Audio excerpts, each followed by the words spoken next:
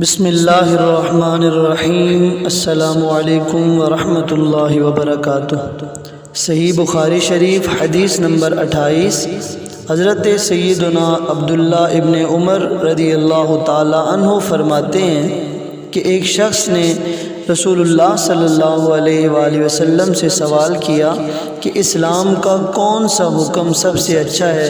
آپ نے فرمایا، تم کھانا کھلاؤ اور ہر شخص کو سلام کرو، خواہ اس کو پہچانتے ہو یا نہیں۔ معزز سامعین، اس حدیث مبارکہ میں آقا کریم صلی اللہ تعالیٰ علیہ وسلم نے سلام کی بابت یہ ارشاد فرمایا کہ ہر شخص کو سلام کرو، چاہے تم اسے پہچانتے ہو یا نہیں پہچانتے ہو۔